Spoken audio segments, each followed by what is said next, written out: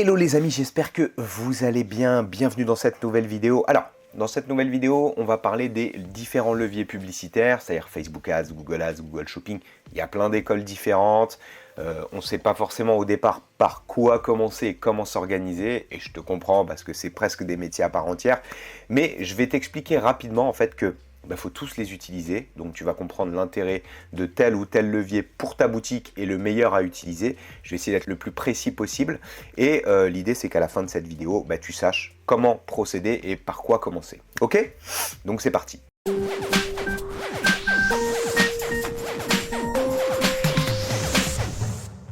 Dans un premier temps, il faut que tu comprennes les différents leviers publicitaires, comment s'en servir, quand s'en servir et pourquoi s'en servir. Ok? Donc on va commencer simplement par Facebook Ads. Facebook Ads, donc la publicité sur Facebook, tu dois certainement connaître parce que beaucoup en parlent, souvent de la mauvaise manière. Ok, ça a vraiment été très à la mode. Maintenant, les gens comprennent un petit peu qu'il faut aller aussi sur d'autres leviers, qu'il n'y a pas que Facebook Ads, parce que tu te coupes de beaucoup de ventes, beaucoup de trafic et peut-être d'une vraie rentabilité sur d'autres leviers publicitaires. Alors Facebook Ads, finalement, la logique, elle est assez simple. L'idée de Facebook Ads, c'est que voilà, tu as fait ta boutique en e-commerce ou dropshipping, tu es sur une thématique, tu as ton catalogue produit. Facebook Ads, ça va vraiment te servir à hacker ta croissance en attendant d'avoir une rentabilité sur le moyen long terme. Je répète, Facebook Ads, ça te sert à aller plus vite, à hacker ta croissance en attendant une rentabilité moyen long terme par le SEO, par Google Shopping, le temps que ta boutique tienne la route et que tu aies beaucoup de références. Enfin beaucoup, on s'entend. Tu peux commencer avec 20, 30, 40, 50 références et après tu n'as pas de limite finalement. À partir du moment où tu as trouvé des bons fournisseurs qui délivrent des bons produits, tu peux faire un catalogue très large. Donc l'idée de Facebook Ads, vraiment, c'est que tu es sur ta thématique, tu vas aller identifier des produits qui actuellement se vendent très bien, d'accord ? Admettons, tu es sur la thématique de la pêche, tu vas aller identifier par exemple ça en été, des casquettes pour te protéger du soleil, peut-être des tentes, des abris, peut-être des leurres spécifiques pour pêcher des poissons qui sont là au printemps, en été. Voilà, je te dis des exemples comme ça, je connais pas trop la pêche mais c'est pour que tu comprennes. Donc ça va être des produits qui dans ta thématique vont actuellement être vendus. Donc ça va intéresser ton avatar client. Et ces produits, il va falloir que tu trouves un moyen, déjà faire un copywriting efficace, mettre des belles vidéos, des gifs à l'intérieur de ta fiche produit, pourquoi pas. Vraiment que quand on voit un produit sur Facebook Ads, le premier critère à voir, c'est est-ce qu'il est sollicité. Le deuxième, c'est comment faire en sorte que mon produit soit attractif. Le troisième, c'est est-ce que ce produit, on ne le trouve pas partout. Et oui, si ton produit, on le trouve chez Auchan, chez Action ou n'importe où, ça va être compliqué pour toi de le vendre et surtout, ça va être compliqué de le vendre avec de belles marges. Donc, mais c'est ça qui est bien quand tu te mets sur une thématique. En général, tu es quand même sur un type de produit spécifique. Et ces boutiques, par exemple une boutique de pêche, les gens n'en ont pas partout, pas forcément à côté de chez eux. Donc ils vont acheter plus facilement sur ta boutique parce que c'est plus difficile, il faut se déplacer, etc. D'accord? Donc c'est l'intérêt de la thématique, c'est que quelque part tu te spécialises et que certaines personnes n'ont pas accès à ce type de boutique vers chez eux, surtout les gens en province et tout. Donc ça va être très bon pour toi, ça va t'aider à faire des ventes. Ok? Donc boutique de thématique, comme je dis toujours, hyper intéressant en dropshipping. Donc, comme je te disais, les critères Facebook Ads, c'est 1, identifier des produits qui actuellement se fonctionnent bien, c'est le premier critère. 2, un produit qui peut te permettre de faire de belles marges, donc il faut que tu augmentes la valeur perçue sur le produit. Et 3, que ta fiche produit ressemble presque à une landing page, ou c'est ce qu'on appelle des pages de vente. Donc qu'elle soit un peu plus longue que tes fiches produits traditionnelles pour maximiser les chances de convertir ton client, vraiment réussir à le convaincre. Donc il va falloir augmenter ton copywriting, ta rédaction de fiches produits avec des éléments bien spécifiques en marketing. D'accord? Donc vraiment, il faut comprendre que Facebook Ads, c'est pas magique. C'est pas je prends un produit sur ma boutique, je l'envoie en Facebook Ads, ça marche. Non, il faut que tu optimises ta fiche produit que tu vas envoyer sur Facebook Ads sous réserve que ton produit actuellement est sollicité sur le marché. D'accord? Donc, si tu fais ça au début sur ta boutique, sur 4-5 produits que tu vas identifier, tu vas aller les tester avec de belles créatives, en comprenant aussi la plateforme Facebook Ads, comment elle fonctionne, tu vas certainement réussir à dégager des bénéfices sur tes premières publicités, ok, même si tu es break-even, c'est-à-dire que tu ne fais pas de bénéfices mais que tu perds pas d'argent, c'est pas grave, parce que ça va lancer une dynamique. C'est-à-dire que le fait finalement de pouvoir être rentable ou de ne pas perdre d'argent avec la publicité Facebook, ça te sert en fait derrière, ce qu'ils font comprendre, à être visible sur le marché. C'est-à-dire que tu vas avoir un contact tous les jours avec les gens vu que tu vas payer de la publicité. Et le fait que tu ne perdes pas d'argent là-dessus, c'est très bon pour toi, parce que derrière, quand tu vas avoir du SEO, quand tu vas avoir du Google AdWords, du Google Shopping, les gens auront peut-être déjà eu un premier contact avec toi. Donc ça va être plus facile de les convertir. Et en plus, tu vas capturer des emails si tu as bien fait les choses, ok, et tu vas pouvoir leur renvoyer des emails pour leur revendre des choses, pour leur reproposer le produit s'ils n'ont pas acheté.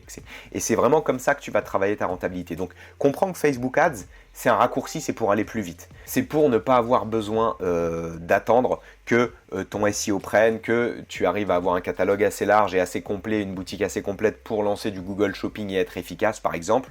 Donc, Google Shopping, c'est de la publicité produit sur Google. Tu sais, c'est les petites vignettes qu'on voit dans Google Images ou sous les recherches Google, tu as des petits produits qui s'affichent. C'est du Google Shopping, mais ça implique, on va le voir après, d'avoir un site abouti et assez de références pour qu'il ait plein de trucs à tester Google. Ok.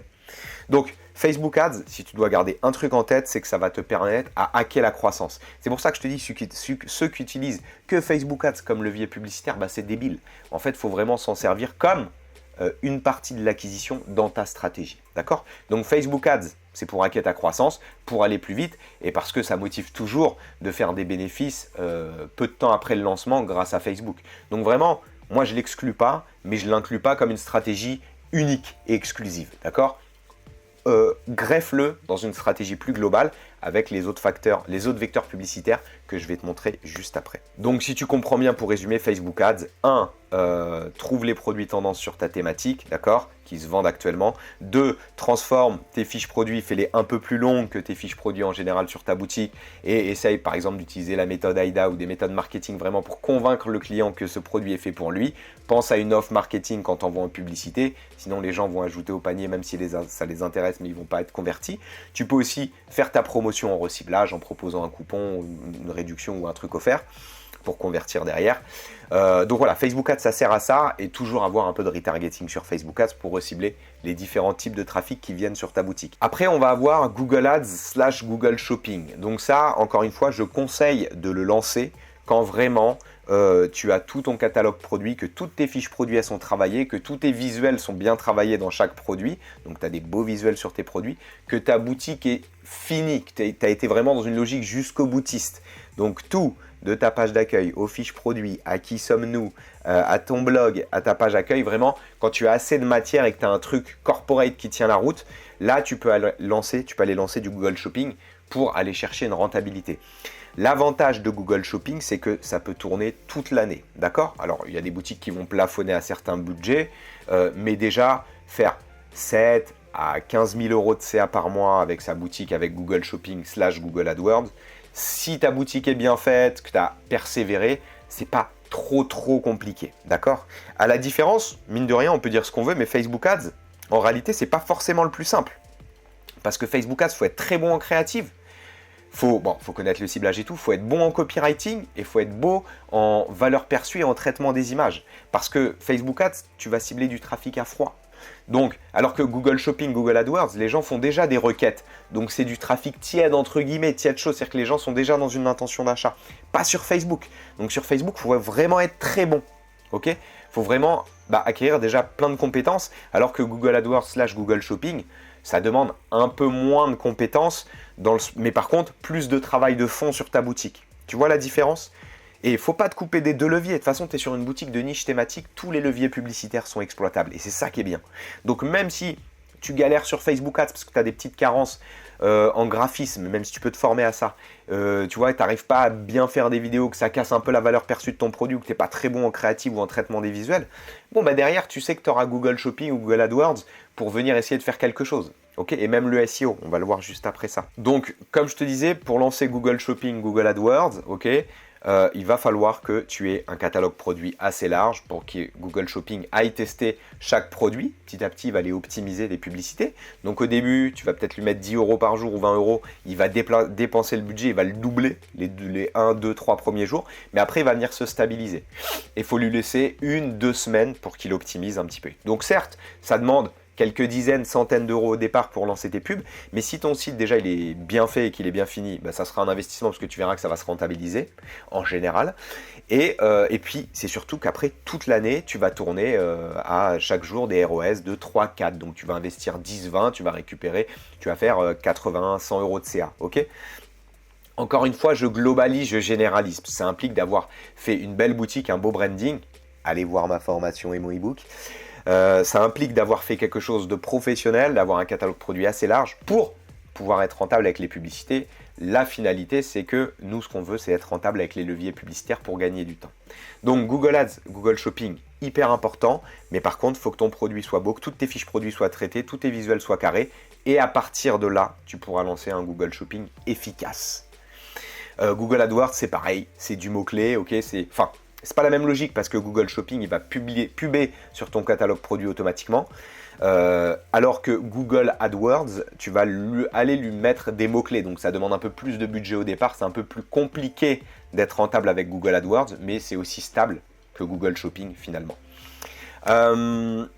Voilà, donc ça c'est pour la partie Google AdWords, Google Shopping, et on va aller sur le SEO. Pourquoi c'est important? Parce que déjà, le SEO, vu que nous on parle de moyen long terme, ta boutique, tu vas la garder quelques mois, voire quelques années, c'est très important. Au minimum quelques mois, je te conseille quelques années, parce que nous on veut être là encore dans 5-6 ans avec notre base mail, une récurrence et des clients fidèles, ce qui va donner de la valeur à ta boutique et des revenus réguliers.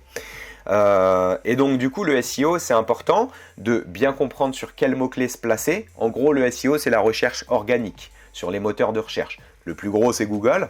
Par exemple, je vais mettre un leurre de pêche que je vais appeler leurre souple de pêche. Et ben, je vais certainement regarder sur ta SEMrush qui existe, on a plein d'autres, voir le nombre de recherches sur ce mot-clé sur Google.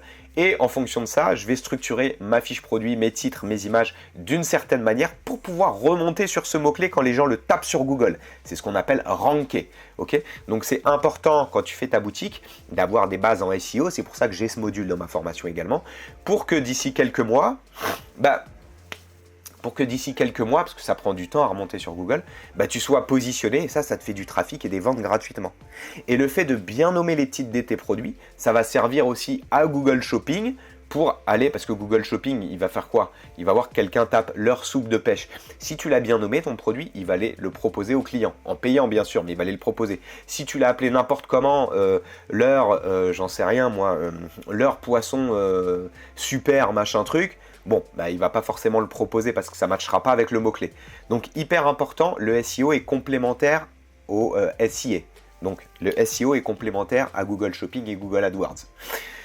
Si en général, en SEO, ça fonctionne bien et que tu ranks bien, en Google Shopping, tu auras des résultats. Donc, les deux vont ensemble. Autant dès le départ, quand tu crées ta boutique, tu rajoutes tes produits, bien rajouter tes bons mots-clés, bien comprendre comment ça fonctionne, etc. C'est pas plus long, tu vas te former une fois pour comprendre comment structurer ta fiche produit, et après, dès que tu rajouteras un produit, tu vas aller le structurer comme ça. Donc je résume, Facebook Ads pour hacker ta croissance, l'aspect court terme. Google Ads, Google Shopping pour avoir une stabilité dans le temps, mais ça implique vraiment que ta boutique soit bien finie et que tous les aspects de ta boutique soient pro. Et dernier point, SEO, qu'il va falloir que tu comprennes avant de rajouter tes produits et de construire ta boutique pour pouvoir faire une boutique Google Friendly qui va être prête à ranker, à remonter quand tu auras de la puissance et du jus et de l'autorité. Maintenant, tu vas dire, je commence par quoi? Premier point, 1. Bien choisir sa thématique, bien comprendre comment fonctionne le SEO, bien comprendre comment créer une identité visuelle sympathique pour sa boutique, un beau graphisme, donc se former aussi un minimum à Canva et tout, comme je montre dans mon programme. Et autre point, du coup, avoir des notions de SEO pour pouvoir après rajouter des produits avec une structure qui colle avec Google. Donc 1, tu te formes dans les différents aspects.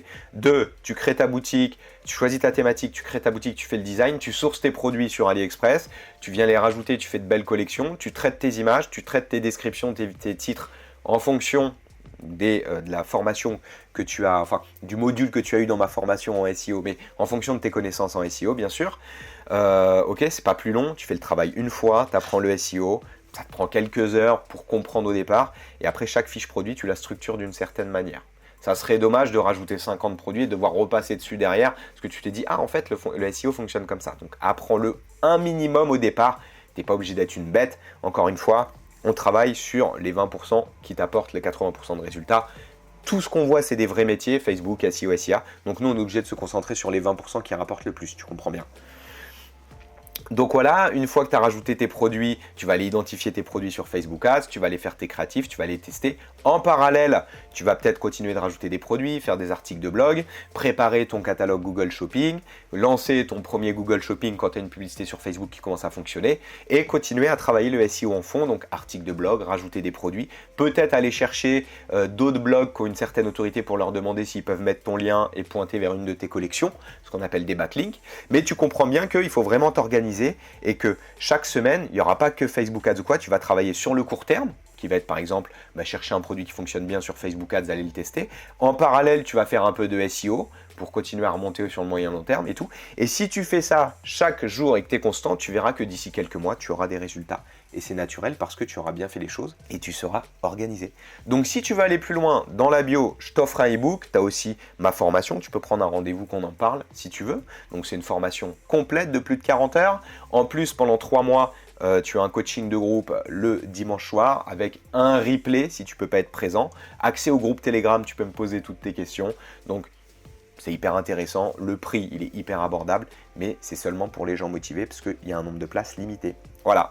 Donc si cette vidéo t'a plu, pense à mettre un petit like, mets un petit commentaire en dessous. Je reste disponible et je réponds à toutes les questions. C'était un plaisir. J'espère que je t'ai éclairé. C'était Joris. Ciao.